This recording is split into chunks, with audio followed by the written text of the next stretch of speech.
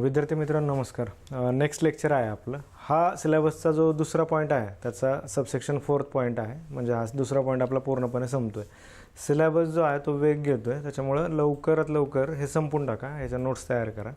याचा सिलेबस सोशोलॉजीचा एकच फायदा आहे की सिलेबस थोडासा इतर तुलनेने कमी आहे आणि रिव्हिजनसाठी आपल्याला बाकी विषयांना वेळ देता येतो.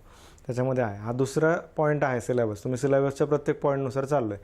हे हेडिंग जे आहेत, मेन हेडिंगला 10 पॉईंट आहेत. 10 पॉईंटमध्ये परत सब पॉईंट आहेत. त्यातला पहिला पॉईंट आपला पूर्ण संपला आहे. दुसऱ्या पॉईंटमधला हा शेवटचा पॉईंट आहे. ह्याच्यामध्ये आपण पाहतो हा पॉईंट बेसिकली कशाशी रिलेटेड आहे तर नॉन पॉझिटिव्हिस्ट मेथडॉलॉजी जे आहे ते कोणत्या आहेत फक्त त्यांची ओळख करून घ्यायची. नंतर आपल्याला त्याच्यावर सविस्तर बोलायचंच आहे नेक्स्ट टॉपिक्समध्ये. नॉन पॉझिटिव्हिस्ट आत्तापर्यंत काय पाहिलं आपण? पॉझिटिव्हिझम पाहिला, म्हणजे प्रत्यक्षवाद पाहिला.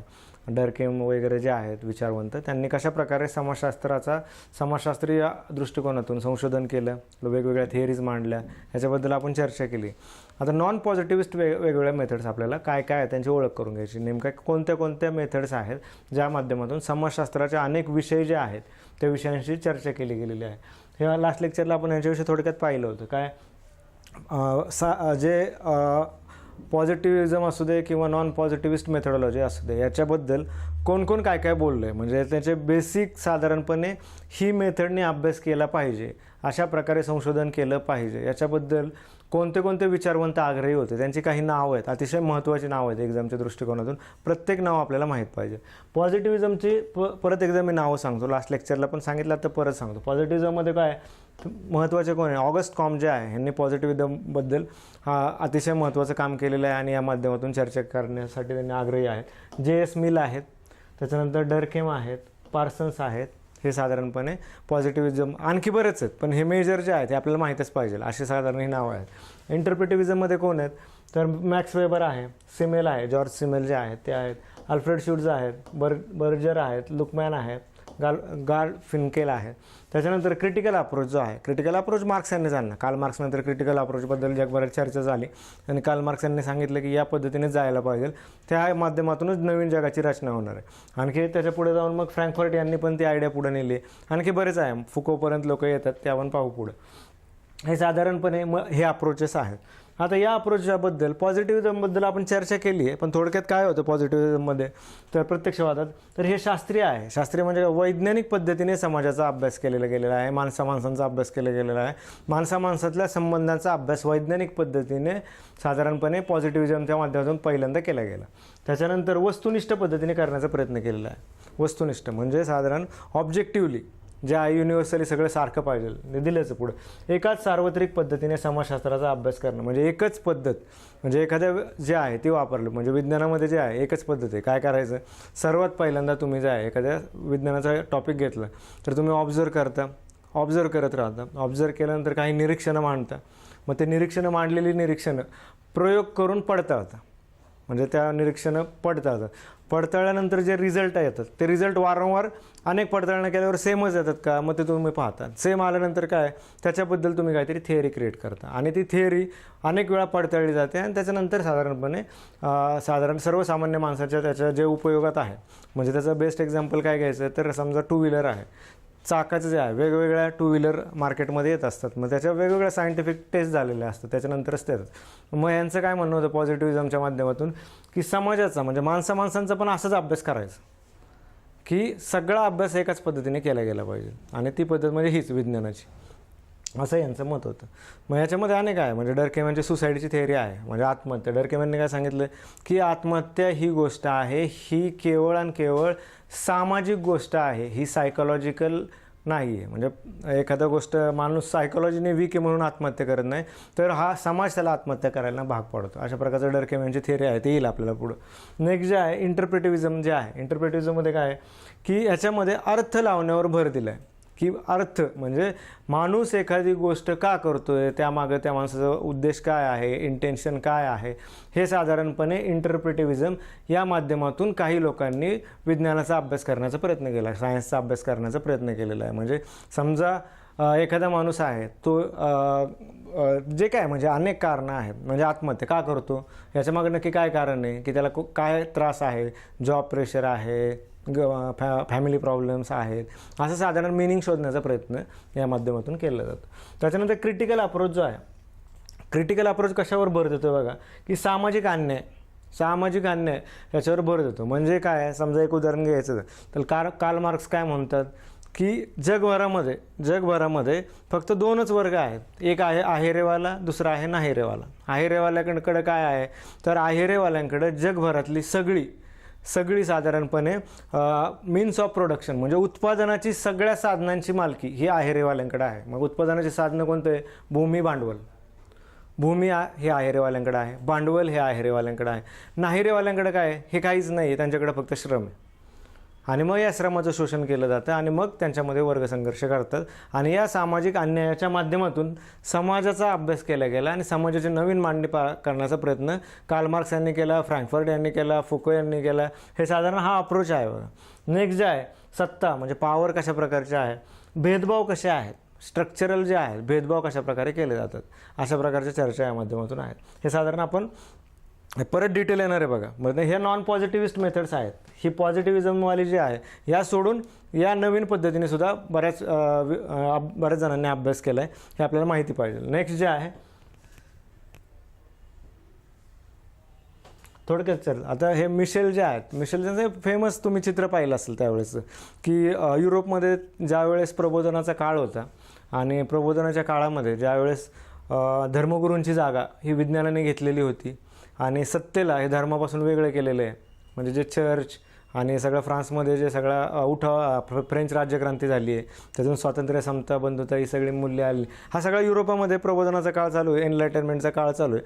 आणि त्यावेळेस मिशेल जे आहेत, मिशेल एंजलो यांचं जे फेमस एक चित्र आहे, त्यांनी काय केलं ते क्रिएशन ऑफ ॲडम नावाचं एक फेमस पेंटिंग काढलं होतं. आणि त्या पेंटिंगचं काय मिनिंग होतं, तर पेंटिंगचं त्यांचं असं म्हणणं होतं की आता या माणूस जो आहे तो माणूस हा देवापासून मुक्त झालेला आहे, असं फेमस होतं. म्हणजे नाळ दाखवली होती, जशी बाळाची नाळ असते ती देवाला चिकटली, त्याच्या माध्यमातून माणूस जगतोय. पण आता ती तुटलेली आहे आणि आता माणूस स्वतः स्वावलंबी झाला आहे, माणसाला देवाची गरज नाही, अशा प्रकारचे फेमस होते ते प्रबोधनाच्या काळात आलेले.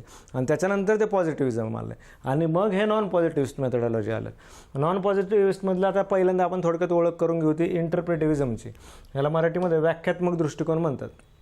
ही व्याख्यात्मक दृष्टिकोनातून समाजशास्त्राचा कसा अभ्यास करायचा, ह्याच्यामध्ये पहिल्यांदा आहे ना जे आहे त्यांनी वेबर यांनी सब्जेक्टिव्हिटीचं जे आहे ते वर्स्टेन नावाचा एक कन्सेप्ट आणला. कुणी मॅक्स वेबर यांनी. आता वर्स्टेन म्हणजे हे नाव काय बघा, बऱ्याच तुम्ही ना समाजशास्त्राचं पहा, हे गोष्टीमध्ये कायम अगदी परमेन्स दिलेल्या मुलांचा पण गोंधळ झालेला असतो. वर्स्टेन म्हणजे काय, वर्स्टेन ही अतिशय सोपी गोष्ट आहे. वर्स्टेन हा जर्मन शब्द आहे. वर्स्टेनचा मराठीमध्ये असा अर्थ होतो की ही एक समजून घेण्याच्या प्रक्रियेला वर्स्टेन असे म्हणतात. समजून घेण्याची प्रक्रिया जी आहे, ज्या माध्यमातून आपण समजून घेतो त्याला वर्स्टेन हे नाव आहे. आणि हे कोणी आणलं तर वेबर यांनी. आणि हे कशाचं आहे, इंटरप्रिटिव्हिजमचे आहे. म्हणजेच समजून इंटरप्रिटिव्हिजमचा पण अर्थ तोच आहे की इंटरप्रेट करायचं आहे तुम्हाला, की एखादा माणूस एखादी गोष्ट का करतोय आणि त्याचं साधारण त्याचं जे आहे त्याचं सगळं संशोधन करायचं आणि जे पुढे त्याच्या माध्यमातून जे थिअरीज येतील ते डेव्हलप करायचे. समाजातील गोष्टी, पुढचं हे महत्त्वाचं बघा, समाजातील गोष्टी वास्तव नसतात तर लोकांच्या अर्थनिर्मितीवर अवलंबून असतात. म्हणजे समाजातील कोणत्याही गोष्टी ज्या समाजशास्त्रामध्ये आपण अभ्यास करतो, मानव संबंधांचा, मानव आणि वेगवेगळ्या गटांचा, मानव आणि समाजांचा, देशांचा, राष्ट्रांचा, असं जे काय सगळा अभ्यास जो करतो त्याच्यामध्ये त्यांचं काय म्हणणं आहे की समाजातील कोणत्याही गोष्टी या वास्तव नाहीत. परत एकदा सांगतो, समाजातील कोणत्याही गोष्टी या वास्तव नाहीत तर या लोकांच्या अर्थनिर्मितीवर तयार होतात. की लोक त्याच्या जे अर्थ आहेत त्याच्या मागचं जे सगळे अर्थ मिनिंग्स आहेत त्याच्यावर या गोष्टी तयार झालेल्या असतात. ह्याच्या अनेक पर्स्पेक्टिव्हमध्ये आपल्याला बोलता येईल. यातलं एक साधारण उदाहरण घ्यायचं तर अर्थनिर्मिती कशा प्रकारची बघा, की आता जगभरामध्ये LGBTQ म्हणजे जे आहे लेस्बियन, ट्रान्सजेंडर, गे यांचं जे सगळं आहे आंदोलनं जी चाललेली आहेत, तर ह्याच्या आधीची जी प्रक्रिया होती की male female that is the only natural gender, हाच फक्त नैसर्गिक जे आहे लिंगभाव जो आहे हा नैसर्गिक लिंगभाव म्हणजे पुरुष आणि स्त्री असा आहे. हा काय अर्थनिर्मिती आहे बघा. आता ती वास्तव होती का, तर नंतर परत संशोधनातून असं कळलं की नाही, lesbian it's also natural, gay also natural, transgender is also natural. हे जे आहे तर ही अशा प्रकारची अर्थनिर्मितीची प्रक्रिया आहे, ही माणसातून तयार झालेली आहे. That is the interpretivism. हे वस्टेन आहे, म्हणजे समजून घेण्याची प्रक्रिया कशा प्रकारची आहे. ठीक आहे, जन्मताना ते बायोलॉजिकलच आहे बघा, म्हणजे ते सायन्समध्येच येतं. पण त्याच्यानंतर मांडणी जी केली आहे लोकांनी समाजामध्ये, तर समाजामध्ये लोकांनी काय मांडणी केली आहे अशा प्रकारे. ह्याच्यामध्ये परत असं पण पाहता येतं बघा की डिव्हिजन ऑफ लेबर आहे. काम कसं आहे तर महिला ज्या आहेत त्या महिला या कायम घर सांभाळण्याचं काम करतात आणि पुरुष जे आहे ते कमवण्याचं काम करतात. आता ही गोष्ट ज्यावेळेस बायोलॉजिकल बर्थ होतो त्यावेळेस कुठून ठरवून आलेली नाही आहे, तर ही मानवनिर्मित गोष्ट आहे. त्याच्यामुळे ह्याचा अर्थ ह्या समाजाचा वेगवेगळ्या काळात बदलत गेलेला आहे. आताच्या ज्या महिला आहेत त्या महिला आता सक्षम आहेत त्यांच्या स्वतःच्या ह्याच्यामध्ये, म्हणजे ते स्वतः सगळं करू शकतात. त्या स्वतः जॉब पण करतात, ते घर सांभाळतात, या सगळ्या गोष्टी आहे. So that is the meaning creation. Meaning कशा प्रकारचं क्रिएट होतं समाजामध्ये हे साधारणपणे हे इंटरप्रिटिव्हिजममध्ये आपल्याला समजून घ्यायचं. म्हणजे अशा प्रकारे आपल्याला वेगवेगळ्या माध्यमातून समाजाचा अभ्यास करायचा. नेक्स्ट जे आहे बघा याच्यामध्ये, नेक्स्ट जे आहे वेबरने हेच म्हणजे वस्टेनची कन्सेप्ट मांडली आणि एक उदाहरण दिलं यांनी की पाया पडण्याची प्रक्रिया आहे. की समजा एखादा जाऊन मंदिरात पाया पडला तर पॉझिटिव्हिजम म्हणजे प्रत्यक्षवादाच्या माध्यमातून जे आपण पहिल्यांदा पाहिलं की नॉर्मल सायन्सचा जे मेथड आहे त्याच्या माध्यमातून आपण कसा अभ्यास करणार. पाया पडायला गेला, हां ठीक आहे पाया पडला, तो उभा कसा होता, त्याने हात कसे जोडले, तो वाकला किती, छातीमध्ये किती प्रकारे झाला आहे, त्याच्यानंतर कोणत्या जागेवर होता, कोणत्या अँगलला होता, त्याचं लॅटिट्यूड काय आहे, लॉन्जिट्यूड काय आहे, हे सगळे तथ्य गोळा केली. That is the positivism. ठीक आहे, सिम्पल उदाहरणे सांगितलं मी. आता हेच जर आपण इंटरप्रिटिव्हिजममध्ये आलो तर ते कसं येणार ह्याच्यामध्ये वस्टेनच्या माध्यमातून की तो पाया पडला आहे, पण तो पाया कशासाठी पडला आहे, त्याच्या मागचा अर्थ काय आहे, मिनिंग काय आहे, की त्याला अध्यात्म स्पिरिच्युअल त्याच्यामध्ये गोडी आहे त्याच्यामुळे तो ते रोज करतो आहे, की त्याला मनाला शांती पाहिजे म्हणून तो पाया पडतो आहे, की त्याची श्रद्धा आहे म्हणून पाया पडतो आहे, का त्याला घरच्यांनी सांगितले जाता पाया पड बाबा. अशा प्रकारचे वेगवेगळे मिनिंग्स आहेत. तर त्या माध्यमातून या पद्धतीच्या माध्यमातून हे साधारणपणे याच्यामध्ये अभ्यास केला जातो. नेक्स्ट जे आहे ॲलन ब्रेमॅन, नेक्स्ट टॉपिकमध्ये पण येईल पण आता सांगून ठेवतो. ॲलन ब्रेमॅन जे आहे यांनी संशोधन जे आहे म्हणजे असं रिसर्च करण्याच्या ज्या ज्या पद्धती आहेत त्याचं 2 विभागामध्ये साधारणपणे हे केलं, डिफरन्शिएट केले. पहिलं आहे क्वांटिटेटिव्ह आणि दुसरं आहे क्वालिटेटिव्ह. क्वांटिटेटिव्ह म्हणजे काय, ऑब्जेक्टिव्ह पर्स्पेक्टिव्ह, ते आपण वारंवार पाहिलं, आता मी त्याच्याबद्दल चर्चा नाही करत. आणि क्वालिटेटिव्हमध्ये काय येतं की मानवी अर्थ काय आहेत, माणसाच्या भावना काय आहेत, माणसाचे अनुभव काय आहेत, या माध्यमातून अभ्यास केला जातो. मग हे पॉझिटिव्हिजम जो आहे तो क्वालिटेटिव्हमध्ये येतो आणि हे जे नॉन पॉझिटिव्हिस्ट जे आहेत मेथड्स ते क्वालिटेटिव्हमध्ये येतात. साधारण यांचे विश्लेषण करण्याचा अर्थ अनुभव समजावून घेणे हे जे आहे मी ते सांगितले. नेक्स्ट पॉईंटमध्ये नेक्स्ट मग पुढचा टॉपिक आहे फिनोमेनॉलॉजी. हे जे आहे बघा मी परत एकदा सांगतो, वस्टेन फिनोमेनॉलॉजी हे अगदी तुम्ही, हा माझा स्वतःचा अनुभव आहे, अनेक जणांनी मेन्स दिलेला असतात तरी त्यांना वस्टेन आणि फिनोमेनॉलॉजीचा फरक कळत नाही. ही फॅक्ट आहे एक्झामची. त्याच्यामुळं तुमचं बेसिक्स हे क्लिअरच असलं पाहिजे, त्याच्याशिवाय ती एक्झाम पास होता येणार नाही. तुम्हाला इंटरप्रिटिव्हिजम कळाले काय काय त्याच्या मागचा अर्थ शोधायचा आहे. फिनोमेनॉलॉजी ही त्याची एक पुढची स्टेप आहे आणि ते कोणी त्याच्यामध्ये महत्त्वाचं योगदान दिलेलं आहे तर अल्फ्रेड शूट्झ जे आहेत यांनी त्याच्यामध्ये महत्त्वाचं योगदान दिलेलं आहे. यांनी काय केलं, हा वेबरचा जो विचार आहे कोणता इंटरप्रिटिव्हिजमचा वस्टेनचा तो पुढे नेला आणि सांगितलं समाज म्हणजे व्यक्तींच्या अर्थनिर्मितीची प्रक्रिया आहे. याच्यावर आपण चर्चा करू की त्यात आणि यात काय फरक आहे. यांनी काय सांगितलं, समाज म्हणजे व्यक्तींच्या अर्थनिर्मितीची प्रक्रिया आहे. ह्याच्यामध्ये काय, लोक आपल्या अनुभवांना एका विशिष्ट चौकटीत अर्थ देतात. म्हणजे साधारण मगाचं मी जे उदाहरण सांगितलं आहे की मंदिरात पाया पडला आहे, मग ह्यांनी काय केलं इंटरप्रिटिव्हिजमवाल्यांनी की तो का पडला हे प्रश्न विचारले. पण त्याच्या पुढं जाऊन फिनोमिनॉलॉजीमध्ये काय म्हणतात की तो कोणत्या चौकटीच्या आतमध्ये पाया पडला आहे त्याच्याबद्दल मी सांगतो पुढे. त्याच्यावरती गेले ते, फक्त त्याच्या मागचा अर्थ नाही तर त्याला चौकट काय त्या पाया पडण्याला, त्याच्याबद्दल फिनोमिनॉलॉजी चर्चा करत. ह्याच्यामध्ये काय अकॉर्डिंग जगाचं ह्यांचं परत यांचं काय म्हणणं, जगाचं ज्ञान आपल्या अनुभवावरून तयार झालेलं असतं. जगाचं ज्ञान कशावरून तयार होतं तर आपल्या अनुभवावरून. ते फेमस आहे बघा, एक बरेच जणांचं म्हणजे काय म्हणतात त्याला, लोक म्हणजे जनमानसात फेमस आहे की जनरली काय म्हणतात, जग केवढं तर तुमचं डोकं एवढं, तुमचा जेवढा मेंदू आहे तेवढंच जग आहे.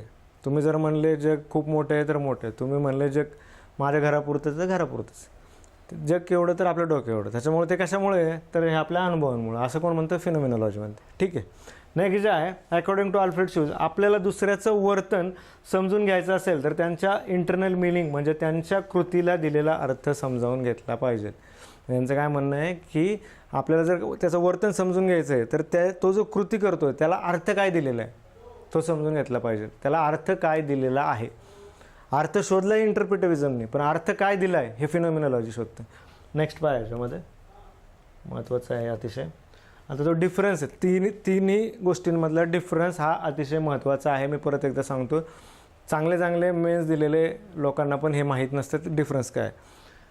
पॉझिटिव्हिजममध्ये मंदिरात पाया पडायला जाणे हे एकच एक्झाम्पल घेऊ. पॉझिटिव्हिजममध्ये मी परत सांगतो काय करतात की त्याने हात कसे जोडलेत, किती वाकलेला आहे तो, कोणत्या जागेवर उभा आहे, लॅटिट्यूड किती आहे, लॉन्जिट्यूड किती आहे, मंदिरापासून किती अंतरावर उभा होता, अशा प्रकारचं निरीक्षण नोंदी निरून जे काय कन्क्लुजनला येतात ते पॉझिटिव्हिजममध्ये आले.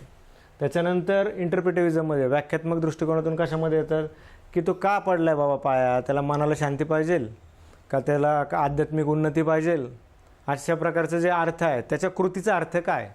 आणि तिसरं जे आहे फिनॉमिनॉलॉजी, तो जो पाया पडतोय ती कृती तर करतोय, त्या कृतीला त्याला मनशांती करायची, पण त्याचा अर्थ कुणी दिला आहे, म्हणजे कोणत्या शिकलेली संस्कृती आहे, कोणत्या संस्कृतीच्या माध्यमातून तो पाया पडतोय. जो मशिदीत जाणारा आणि नमाज पढणारा आणि मंदिरात जाऊन पाया पडणारा हे जे आहे ह्यांची कृतीच्या मागचा अर्थ मनशांती दोघांचा असू शकतो, पण त्यांची जी करण्याची प्रक्रिया आहे, कृती आहे, ती समजा जी मशिदीची आहे ती इस्लाममधून आलेली आहे का आणि मंदिरात जाणाऱ्याची जी आहे ती हिंदू संस्कृतीतून आलेली आहे का, हे फिनॉमिनॉलॉजी सांगतं. बघा लक्षात राहा, महत्त्वाचं आहे. नेक्स्ट जे आहे परंपरा काय आहेत, म्हणजे हेच की त्या कोणत्या चौकटीच्या आतमध्ये ती कृती केली गेलेली आहे आणि ती चौकट कशा माध्यमातून मिनिंग देत राहते अनेक गोष्टींना. त्याच्यामुळं अनेक गोष्टींना मिनिंग दिलेलं आहे की घर पाहिजे. घर घेणाऱ्याला ज्यावेळेस फ्लॅट संस्कृती आता जी सगळी फोपावली आहे आजूबाजूला आपण पाहतो अतिशय आहे, म्हणजे फ्लॅट घेणं हे एखाद्याचं आत्ताचं म्हणजे परम कर्तव्य झालेलं आहे. मग ते कशामुळे झालं आहे, त्याचं स्वतःमुळे झालं आहे, त्याची इच्छा आहे, घरच्यांची इच्छा आहे, हे त्या घेण्यामागचं साधारणपणे हे आहे. हे काय झालं इंटरप्रिटिव्हिजममध्ये झालं. फिनॉमिनॉलॉजी काय सांगते तर फिनॉमिनॉलॉजी ह्याचा अर्थशास्त्राच्या दृष्टिकोनातून अभ्यास करते का की हे दाखवलेलं स्वप्न आहे आणि ते तुमच्यावर लादलेलं आहे भांडवली मार्केटवादी लोकांनी. मार्केटवाले जे लोक आहेत ज्यांनी भांडवल ओतलेलं आहे, जे मार्केटिंग प्रचंड करतात, एक सुंदर कपल दाखवलेलं असतं फ्लेक्सवर आणि ज्यांचं स्वप्न असतं की घर घ्यायचं, हे स्वप्न विकणे या चौकटीमध्ये ते माणूस कृती करतो का, ते येतं फिनॉमिनॉलॉजीमध्ये. लक्षात राहिला बेसिक फरक आहे. नंतर नेक्स्ट जो आहे हे कोणते पाहिलं आपण, इंटरप्रिटिव्हिजम पाहिला, फिनॉमिनॉलॉजी पाहिलं. नेक्स्ट जे आहे तो आहे क्रिटिकल अप्रोच. अतिशय महत्त्वाचा आहे क्रिटिकल अप्रोच. हा एकदम नवीन मांडणी केली आणि या नवीन मांडणीतून अनेक रचना बदलल्यात. बघा म्हणजे रशियाचं सरकारच बदलले कार्ल मार्क्सच्या विचारधारेतून. सामाजिक वास्तवाचे म्हणजे मटेरियलिस्टिक आणि कन्स्ट्रक्शनिस्ट असे दोन्ही दृष्टिकोन. म्हणजे समाजाचं जे वास्तव आहे ते मटेरियलिस्टिक भौतिकवादातून पाहायचं आणि कन्स्ट्रक्शनिस्ट दृष्टिकोनातून पाहायचं जे आहे. त्याच्यावर चर्चा करू आपण. आता काय कार्ल मार्क्स, पुढे यातला आणखी एक पॉईंट पाहू, मी त्यातला बेसिक फरक सांगा. कार्ल मार्क्सच्या आधी जे हेगेल आहे, हेगेल यांनी पण याच्याविषयी चर्चा केलेली आहे. हेगेल फेमस आहेत बघा. पण हेगेल आणि कार्ल मार्क्समध्ये काय फरक आहे तर हेगेल यांचं काय म्हणणं आहे की आयडिया जी आहे, आयडिया एखाद्या गोष्टीची बद्दलची असणारी संकल्पना, आयडिया ही जगाची प्रेरक शक्ती आहे. म्हणजे हेगेलला काय म्हणायचं आहे की जगामध्ये जे काही घडतंय त्याच्या मागची मूळ प्रेरणा व्यक्तीची आयडिया आहे, त्याच्या मनात येणारी कल्पना, संकल्पना आणि त्याच्यानंतर त्याला दिलेलं मूर्त स्वरूप, हे जे आहे याच्यातूनच सगळी निर्मिती होती, असं हेगेलचं म्हणणं आहे. नंतर कार्ल मार्क्स काय म्हणतोय कार्ल मार्क्स हा हेगेलचा शिष्य होता, पण नंतर जाऊन जे आहे त्यांनी हेगेलच्या विरोधातच अनेक मांडणे केलेले आहेत. भांडणं नाही यांच्यामध्ये, नाहीतर आपण लगेच भांडणांवर. हेगेलचा शिष्य कार्ल मार्क्स होता, पण वैचारिकदृष्ट्या त्यांना हे विचार पटलेले नाहीत आणि त्यांनी नवीन मांडणी केलेली आहे. तर यांचं काय म्हणणं आहे की कल्पना जी आहे, कल्पना ते म्हणतात ठीक आहे, पण कल्पना येते कुठून, मेंदूमध्ये. आणि ती कशावर ठरते की तुम्ही कोणत्या वर्गात आहेत. मग वर्ग कोणते आहेत, भांडवलदार वर्ग, आहेरेवाला वर्ग, नाहीरेवाला वर्ग. समजा एखादा, आता ह्याच्यातले अनेक उदाहरण घेतले की काय, एखादा स्लममध्ये म्हणजे झोपडपट्टीत राहणारा मुलगा आहे, त्याच्या मनात येणारी आयडिया आणि एखादा CEO चा मुलगा आहे, म्हणजे अंबानीचाच घ्या समजा जे आता सगळं चाललं आहे, त्या अंबानीचा जो आत्ताचा मुलगा आहे त्याच्या डोक्यात येणारी आयडिया आणि एका झोपडपट्टीतल्या मुलाच्या डोक्यात येणाऱ्या आयडिया या सेम असतील का या वर्गानुसार बदलणार आहेत? तर मार्क्स म्हणतो ह्या वर्गावर अवलंबून आहेत, ना की आयडियांवर. त्याच्यामुळे तुम्ही कोणत्या वर्गात आहेत त्या वर्गानुसार साधारणपणे नवीन निर्मिती होत असते. आणि ते वर्ग कोणते? आहेरे आणि नाहिरेवाले, जे मागे सांगितलं. त्या द्वंद्वातून, त्या असमानतेतून, त्या सामाजिक वास्तवातून नवीन मांडणी होती आणि तो संघर्ष कायम नवीन संरचनेला जन्म देत राहील, असं कार्ल मार्क्स यांचं म्हणणं आहे. पुढं फ्रँकफर्ट यांनी ते सांगितले. हे साधारणपणे या नॉन पॉझिटिव्हिस्ट मेथडॉलॉजी आहेत. हे साधारण आपला हा दुसरा टॉपिक संपलेला आहे. ठीक आहे. पॉझिटिव्हिस्ट पाहिला, पॉझिटिव्हिझम पाहिला, नॉन पॉझिटिव्हिस्टचे आपण इंटरप्रिटिव्हिझम पाहिला, वेस्टर्न त्याच्यामध्ये पाहिलं, फिनॉमिनॉलॉजी पाहिला आणि क्रिटिकल अप्रोच जो आहे तो पाहिला. हे साधारण नॉन पॉझिटिव्हिस्ट मेथडॉलॉजीचा जो आपला दुसऱ्याचा जो चौथा पॉईंट आहे तो संपलेला आहे. नेक्स्ट लेक्चरला आपण याचा पुढचा पॉईंट कंटिन्यू करू. अतिशय महत्त्वाचं लेक्चर आहे हे. नीट आवर्जून पहा, याच्या व्यवस्थित नोट्स काढा. काय डाऊट असेल तर आपल्या अकॅडमीला फोन करा. मला डायरेक्ट केलं तरी चालेल किंवा सरांना डायरेक्ट केलं तरी चालेल, विवेक सरांना डायरेक्ट केलं तरी चालेल किंवा माझा नंबर याच्यामध्ये आहे, व्हॉट्सअप केला तरी चालेल. या नोटवर आपण नेक्स्ट लेक्चरला भेटूया. Thank you all for the joining. Thank you.